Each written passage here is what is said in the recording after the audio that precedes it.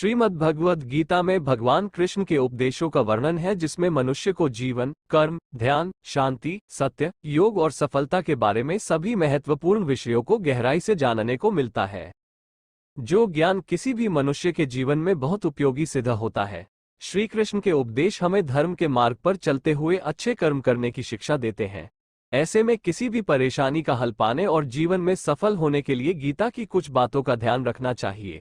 जो भी व्यक्ति गीता की इन बातों का जीवन में अनुसरण कर लेता है, वो हर कार्य में विजय हासिल कर सकता है। आइए जानते हैं गीता के अनमोल उपदेशों के बारे में। इंद्रियों के अधीन होने से मनुष्य के जीवन में विकार और परेशानियां आती है। सुख दुख का आना जाना सर्दी गर्मी के आने जाने के जैसा ही है, इसलिए इन्हें सहन करना सीखना ही उचित है। निर्बलता अवश्य ईश्वर देता है, परंतु मर्यादा मनुष्य का मन खुद निर्माण करता है। जीवन में वाणी को संयम में रखना अनिवार्य है, क्योंकि वाणी से दिए हुए घाव कभी भरे नहीं जा सकते। मैं हमेशा तुम्हारे साथ और तुम्हारे आसपास रहता हूं, चाहे तुम कुछ भी कर रहे हो। जो हुआ अच्छा हुआ, जो होगा अच्छा होगा। स्वयं को मुझ पर छोड़ दो, अपने कर्म पर ध्यान दो। कर्म ऐसा जो स्वार्थ रहित पाप रहित हो। जीवन में समय चाहे जैसा भी हो, परिवार के साथ रहो।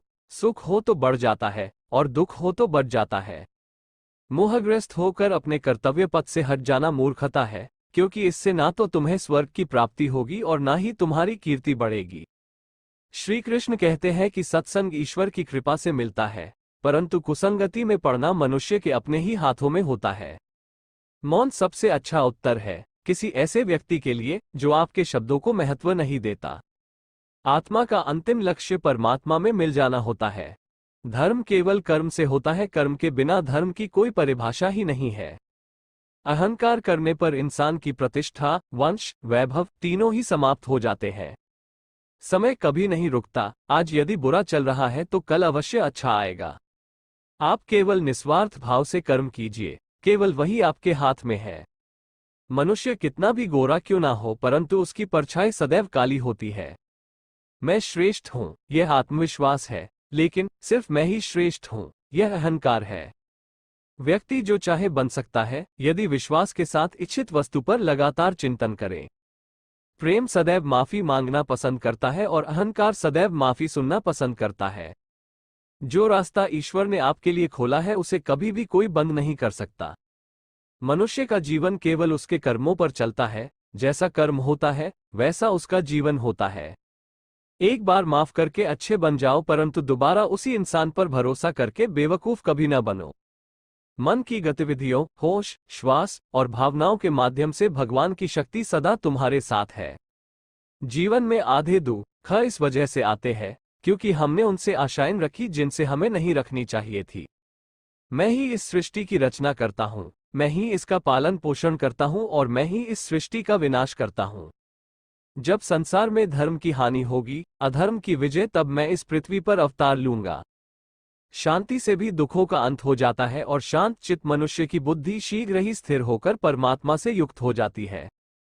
हमारी आस्था की परीक्षा तब होती है जब हम जो चाहे वो न मिले और फिर भी हमारे दिल से प्रभु के लिए शुक्रिया ही निकले। लोग अक्सर सच कहने से बचते हैं या डरते हैं, पर सत्य कभी छुप नहीं सकता और न ही कभी मिट सकता है। कितना भी छुपा ले, पर सच तो उजागर हो ही जाएगा। जो बात सच पर आधारित हो, उसे करने या कहने और मानने से कभी नहीं डरना चाहिए।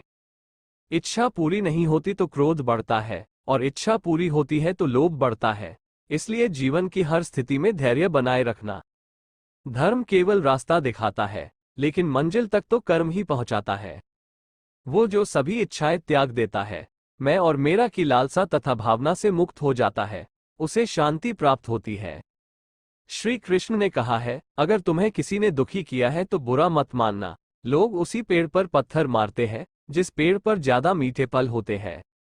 स्वार्थ से रिश्ते बनाने की कितनी भी कोशिश करें, वो कभी नहीं बनते हैं, और प्रेम से बने रिश्तों को कितना भी तोड़ने की कोशिश करें, वो कभी नहीं टूटते। अगर व्यक्ति शिक्षा से पहले संस्कार, व्यापार से पहले व्यवहार और भगवान से पहले माता पिता को पहचान ले तो जिंदगी में कभी कोई कठिनाई नहीं आएगी। जिस मनुष्य ने जवानी में बहुत पाप किए हैं, उसे बुढ़ापे में नींद नहीं आती। श्री कृष्ण कहते हैं कि मनुष्य को अपने मन को बार बार समझाना चाहिए कि ईश्वर के सिवा उसका कोई नहीं है। परिवर्तन इस संसार का नियम है, कल जो किसी और का था, आज वो तुम्हारा है, एवं कल वो किसी और का होगा। विषयों का चिंतन करने से विषयों की आसक्ति होती है, आसक्ति से इच्छा उत्पन्न होती है और इच्छा से क्रोध होता है, क्रोध से सम्मोहन और अविवेक उत्पन्न होता है। जो कुछ हुआ अच्छे के लिए हुआ, जो हो रहा है अच्छे के लिए हो रहा है, जो होगा वह भी अच्छे के लिए ही होगा।